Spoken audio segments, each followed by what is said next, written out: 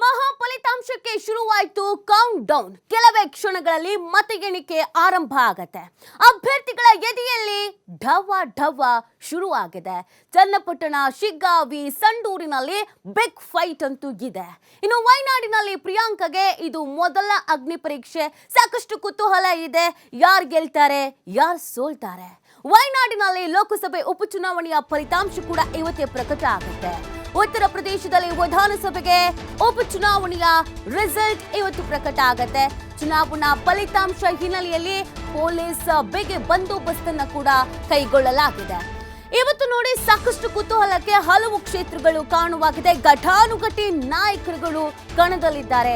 ಘಟಾನುಘಟಿ ನಾಯಕರುಗಳ ಪುತ್ರರು ಕಣದಲ್ಲಿದ್ದಾರೆ. ಸೊ ಹೀಗಿರ್ಬೇಕಾದ್ರೆ ಯಾರು ಗೆಲ್ತಾರೆ ಅನ್ನೋ ಲೆಕ್ಕಾಚಾರ ಚುನಾವಣೆ ನಡೆಯೋದಕ್ಕಿಂತ ಮುಂಚಿತವಾಗಿ ಶುರುವಾಗಿತ್ತು. ಅದರ ಜೊತೆಗೆ ಸಮೀಕ್ಷೆಗಳು ಒಂದಷ್ಟು ರಿಸಲ್ಟ್ ಅನ್ನ ಹೇಳಿಬಿಟ್ಟಿದೆ. ಅದೇ ತರದ ರಿಸಲ್ಟ್ ಇವತ್ತು ಬರುತ್ತಾ ಆರ್ ಬರಲ್ವಾ, ಇದು ಕೂಡ ಪ್ರಶ್ನೆ ಆಗಿರೋದು. 7:30 ಸುಮಾರಿಗೆ ಸ್ಟ್ರಾಂಗ್ ರೂಮ್ ಓಪನ್ ಆಗುತ್ತೆ. 8 ಗಂಟೆಯಿಂದ ಮತ ಎಣಿಕೆ ಪ್ರಾರಂಭ ಆಗತ್ತೆ. ಅದರ ಜೊತೆಗೆ ಮೊದಲ ಹಂತದಲ್ಲಿ ಅಂಚೆ ಮತಗಳ ಎಣಿಕೆ ಕಾರ್ಯ ಪ್ರಾರಂಭ ಆಗತ್ತೆ. ಸಂಬಂಧಪಟ್ಟಂತ ಜಿಲ್ಲಾಡಳಿತಗಳು ಸಕಲ ರೀತಿಯಾದಂತ ತಯಾರಿಯನ್ನ ಮಾಡಿಕೊಂಡಿದೆ. ಬಿಗಿ ಬಂದೋಬಸ್ತ್ ಜೊತೆಗೆ 100 ಮೀಟರ್ ಈ ಮತ ಎಣಿಕೆಯ ಕೇಂದ್ರದಿಂದ 100 ಮೀಟರ್ ಅಲ್ಲಿ ನಿಷೇಧಾಜ್ಞೆಯನ್ನು ಕೂಡ ಜಾರಿ ಮಾಡಲಾಗಿದೆ. ಸಂಪೂರ್ಣವಾದಂತ ಬಂದೋಬಸ್ತನ್ನ ಮಾಡಲಾಗಿದೆ. ಎಸ್, ಈಗ ಅತಿ ಹೆಚ್ಚು ಕುತೂಹಲಕ್ಕೆ ಕಾರಣವಾಗಿರುವುದು ಕೆಲವು ಕ್ಷೇತ್ರಗಳು. ಒಂದು ನಮ್ಮ ರಾಜ್ಯದ 3 ಕ್ಷೇತ್ರಗಳು, ಇನ್ನೊಂದು ವಯನಾಡು ಕೂಡ ಇದೆ. ವಯನಾಡಿನಲ್ಲಿ ಪ್ರಿಯಾಂಕಾ ಗಾಂಧಿಯವರು ಮೊದಲ ಬಾರಿಗೆ ಚುನಾವಣಾ ಅಖಾಡಕ್ಕೆ ಇಳಿದಿರೋದು. ಇಲ್ಲಿವರೆಗೂ ಸಹೋದರನ ಪರವಾಗಿ ಪ್ರಚಾರ ಮಾಡ್ತಿದ್ರು, ಕಾಂಗ್ರೆಸ್ನ ನಾಯಕರ ಪರವಾಗಿ ಪ್ರಚಾರವನ್ನ ಮಾಡ್ತಾ ಇದ್ರು.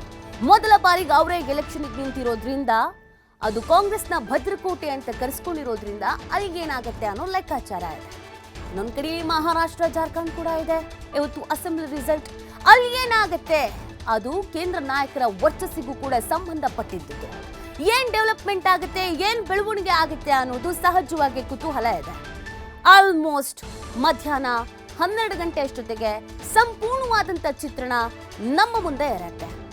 ಯಾರು ಸರ್ಕಾರ ರಚನೆ ಮಾಡ್ತಾರೆ, ಯಾರಿಲ್ಲಿ ಗೆಲ್ತಾರೆ, ಯಾರ ವರ್ಚಸ್ಸು ದುಪ್ಪಟ್ಟಾಗತ್ತೆ, ಯಾರಿಗೆ ಗೆಲುವು ಅನ್ನೋದು ಕನಸಿನ ಕುದುರೆ ಆಗತ್ತೆ, ಎಲ್ಲದಕ್ಕೂ ಕೂಡ ಉತ್ತರ ಸಿಗ್ತಾ ಹೋಗುತ್ತೆ. ಸಾಕಷ್ಟು ಸಮಾವೇಶಗಳು, ಸಾಕಷ್ಟು ತಯಾರಿ, ಸಾಕಷ್ಟು ತಂತ್ರಗಾರಿಕೆ, ಇದೆಲ್ಲದರ ನಡುವೆ ಗೆಲ್ಲೋರು ಯಾರು ಅನ್ನೋದು ಪ್ರಶ್ನೆ.